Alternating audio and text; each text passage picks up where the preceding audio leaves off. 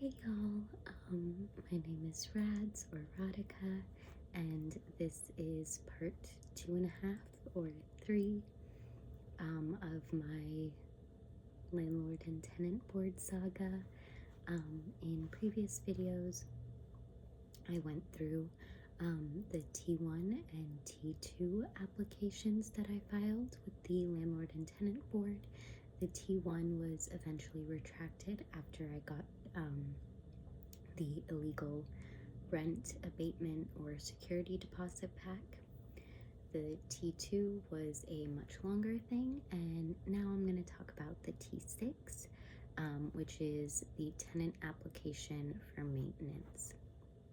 And this will hopefully be a little bit quicker.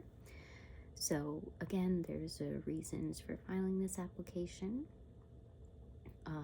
And the pre-written text from the form says, I am applying to the LTB because the landlord has not repaired or maintained the rental unit or the residential complex, or has not complied with health, safety, housing, or maintenance standards. The following describes the maintenance problems that led me to apply to the LTB. Then they ask you, there's these questions. What is the problem? If there is more than one problem, list each problem. Give the date each problem started. Has the problem been repaired? If so, give the date it was repaired and explain who repaired it. Explain who or what may have caused the problem, and how did you inform the landlord about the problem? So what I said was there was no fire alarm and or carbon monoxide detector in my unit. I became increasingly concerned about this after a gas leak that occurred in November 2022, and then a continued gas leak, parentheses, caused by your sister, which she first denied, end parentheses. My original lease falsely stated that there were necessary alarms in the unit, and due to the layout, I did not walk down the hallway where most of the rooms and bathrooms were, and I just assumed the alarms were there. They were not. In November, Kia notified us via text about a gas leak, and I had to leave during my work hours. I work remotely. The next day, I smelled gas and texted Kia about it, and she said that it was impossible and I must be imagining things, or the house was still airing out. She later told me that her sister had come in the morning, turned on the gas stove, and thought it was not working, so left it on and left the house. Someone later came to fix the gas and did not realize the stove was on, meaning it got left on after everyone left the house, and I was basically home alone. I actually say that. So I believe I was then home alone with the gas leaking for several hours. Around this time, I let her know that another one of the 4 lights in my room had gone out, and I reminded her that one of them had been out since I left in 2020. She kept saying her brother would fix this, but even when he installed the alarm in late January, my light was not fixed. This persisted until I left the unit February 16th. That's when I stopped being able to sleep there or stay there. And I believe up until I formally ended my tenancy on April 30th. My toilet seat was also broken or became loose in 2020, which I notified her of before leaving and reminded her of again in February 2023. I eventually learned in February 2023 that the unit was illegal and had been the entire time I was renting. I don't know for sure, but now I'm pretty sure she was illegally running a condominium or multi-tenant living situation, and just tons of other things. Also not up to fire and health and safety codes and civil, like building codes and just civil engineering laws and procedures and things like that. But yeah, she did things that a competent landlord would not, which damaged my mental and physical health. This is visible in document 1 on pages 3, 15 through 29, 49 through 53, and 59 through 68. The gas leak is specifically mentioned on pages 18 through 20. Again, other maintenance issues, light, lack of alarms, toilet seat, etc., are referenced again on page 99 of document 1.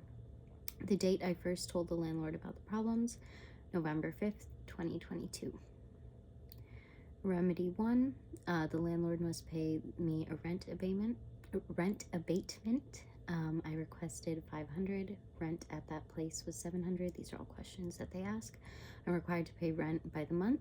If other, please specify. I wrote nothing there. How did I calculate this rent abatement? God. I feel the lack of fire alarms and carbon monoxide detectors combined with the gas leaks and repeated issues with proper garbage disposal, food storage, and issues with hot water and electricity referenced in my T2 application, that this unit was not a safe environment or up to fire and other safety codes. This has had a negative impact on my health, physical and mental, and I am requesting $500 for the lack of carbon monoxide alarm for my entire time as a tenant and the installation of the fire alarm only in late January 2023, despite me renting there since January 2019 and her bringing up the alarm in fall 2022. Remedy 2, 3, 4, and 5 I did not use. I'm not going to read through them because the other videos were pretty long and it's late. I took my meds actually, so this is maybe not a super great idea because of blue light to film this, but I wanted to get it done. Remedy 6. I want the LTB to order the landlord to do the repairs, replacement, or other work that is necessary. What work must the landlord do? Be specific. I said she must add the correct alarms within the unit, fix the dishwasher, as well as add proper and safe garbage disposal inside the unit before renting out again. I also wanted her to fix the lights, but they said, that wasn't worth mentioning, and since I don't live there, I can't really request that, though. Yeah. Then they asked about attached documents. So there were so many. I had a document about the check and mail withholding from the federally funded or commissioned work I did with Courage to Act. There was document 1, which was evidence texts from fall 2022 to February 12th, 2023. That was with the application T6. Then document 7 was this is a little out of order, but my moving costs with the U-Haul. Again, document 1 was referenced for other things. Document 2 was evidence, was labeled evidence text from February 12th through February 28th. Emails about February 12th and illegal eviction attempt email, all in PDF form. Then there was a document with my new and old leases, document with out-of-pocket hotel costs, and a document for the stolen property receipts. This was completed August 11th, 2023. And yeah. So again, all of these things happened in early 2023, February and March. I was hospitalized in February 2023 related to all of this. I have been on medication that helps me sleep at night since, because my insomnia was so bad for like 2 weeks. I was not sleeping regularly, if at all. I was not able to eat or focus really just because of the sheer stress. This was also before I knew I had ADHD. I am really lucky that I had a really good doctor when I went downtown, who is the person who referred me to the ADHD clinic where I got my diagnostic test and everything done. She was the person who kind of was like, I think in the past, people have been like, oh my God, Brown, CPTSD, ADHD, and not like known or acknowledged that, and have misdiagnosed me as like manic, BPD, and all of these things. She printed out like a whole list of all this shit that was on my record. So much fucked up shit. Like, just, I've had anxiety disorders since 8th and 9th grade, and from the 2017 centenary hospitalization. I think we got into that in video 1 briefly. Amongst other things, they put cannabis-induced anxiety disorder. Not true. When I had the whole ADHD assessment and actually started medication, the doctor was like, yeah, I'm not going to say it's ideal, but it does not surprise me that with your ADHD that you were self-medicating successfully by using a combination of nicotine and weed consumed together. I was like, cool. Yeah, but sorry, to get back to what I was saying, the T1, T2, and T6 were all about things mostly that happened in early 2023. I moved into this place in April 2023. My key deposit I got back at some point in June or July, so we'd filed the T1 and then retracted it. The T2 and T6 filed in like summer 2023. I was warned about this, but DLS closed my case file after we got the rent abatement back, after we signed the N11, and after we filed at the LTB, because they said it would take 1.5 to 2 years. Y'all. I heard, I think in May 2024, that there was going to be an October 2024 court date, or not court date, LTB date. It's not a court. I thought that was going to be like the hearing. It was not. It was something called an adjudicative case conference. So both my landlord and I were supposed to show up. Only I showed up, and my legal representative and her legal representative. And because I guess it was not our hearing, because it was this adjudicative case conference, which was basically, I guess the Landlord Tenant Board had reviewed my application and determined that yes, there was a potentially valid complaint, so they set a date to hear it. I thought that would be the hearing. No. So this was an opportunity for my landlord to settle, but we were not the only people at the board that day, so they like went through whatever in the morning, and then they put us all in breakout rooms, and the LTB board member or someone, a representative of or for the LTB, this was all on Zoom if I didn't say that already, but I think I did, sorry. The LTB representative came into the breakout room, and she was like, okay, so here she read out the file number, and she was like, we're here about a T2 and a T6 application. Then my landlord's lawyer said that I never lived, like that I was never a tenant at all. Bullshit. And that I was trying to like blackmail or extort my landlord. Also, my landlord uploaded a 58-page document. I kid you the fuck not. 58 pages. Full of spelling errors, false accusations. She, amongst other things, said that I used cyber spam malware to hack her phone while I was in the hospital. She says the proof of this is in figure 25. Figure 25 doesn't exist. She goes from figure 24 to figure 26. It is a mess, but it was stressful, and I had to respond to that. And yeah, I didn't know what to expect, but the LTB person came in, and when my landlord's legal representative was like, she didn't even live there, then the LTB member was like, okay, hold up, like this doesn't even make sense. Also, your client, like my landlord, needs to be here. Her name was on the summons. What the hell are you doing? You are now moved to the end of the docket. So I had to be there 9 to 5, they said, and we were there till 5 because my landlord did not show up until like maybe 3 p.m. or something, and so we were just waiting in a breakout room for literal hours. Had to be on Zoom. And the LTB member came back eventually, and I think the N11 that was signed on April 30th, that came up.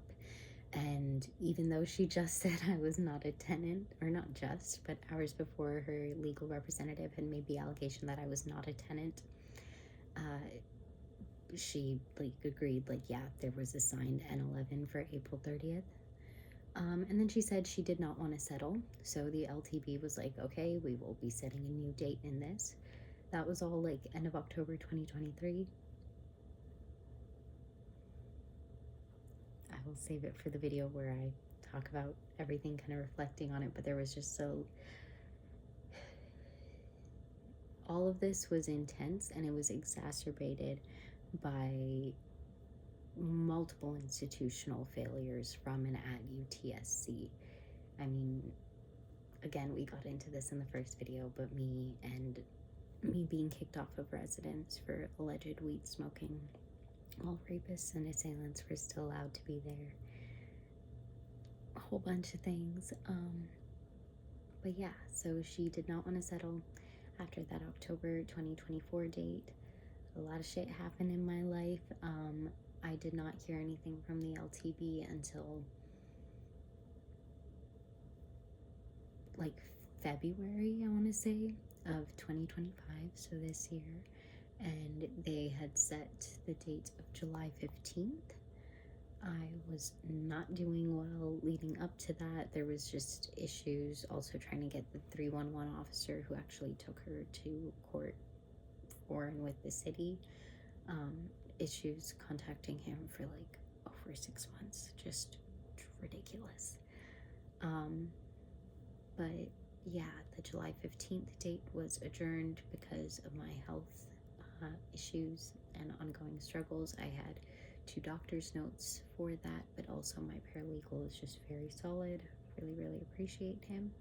And then yeah, there was going to be a November 10th date, but when I called my paralegal to kind of go over all of the events and go over the application and what all happened, I'm really thankful because I had thought this and then was gaslit yet again, and not literally this time because of the gaslighting and the gas leak with Kia, of course. But he basically said, this sounds a lot more like an Ontario human rights complaint. I was like, I think you're right. So that's where this will hopefully be heard. Or the Ontario Human Rights also has like a mediation and a settlement thing. So U of T, my landlord, theoretically could choose to settle. But yeah, somehow this is still close to 20 minutes. But I hope that these 3 different videos were useful. And the reason I'm in the dark is because it is wind down time. And yeah, happy 16 days, and we're gonna share, or it would have been shared, I think, before this video will go up, but there is just a little mini reel talking through some just statistics and realities for co-occurrence of sexual violence and housing issues and or disability. I can give you a preview right now. I believe the statistics tell us, and this could be an undercount, is that unhoused women experience violence at twice the rate of housed women, and already it's 1 in 2 women, I think, or 1 in 2 women, 1 in 3 men. Studies say anywhere from 47 to 53% of gender non-conforming and or trans people, but again, that is very likely an undercount. Yeah, just housing issues exacerbate the realities and impact of gender-based violence and the structural violence of cis heteropatriarchy and anti-survivor bias and all of these things. And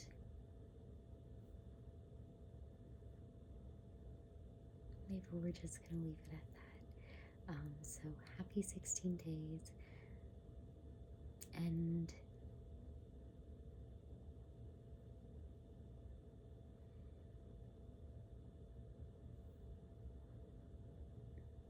there's a National Tenants Union in the United States right now. Definitely check that out.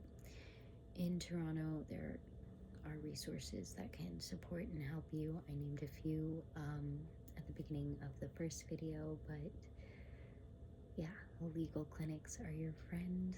Look them up. And I'm not saying don't go to your school for help, but do not lean only on your school, because if it's U of T or anything like U of T, they will not be supportive. They might blame you a little bit. And then when you mention the LTB, which the timeline is not something you determined, they will emphasize that that's your choice and your fault, and not something that they will offer any support or accommodation or consideration for or of. But yeah, for real now, good night, goodbye. And if folks have questions about the LTB, what it was like, any questions that my reading through my filings did not cover, please do let me know. I don't think I'm going to go through the evidence because it's really, like, not all, but a lot of just text screenshots between me and my former landlord. But yeah, let me know. And if you are going to the LTB, good luck. And yeah, the Legal Society of Ontario has like a directory of folks you can browse and hopefully find legal representation there if you can't access it elsewhere.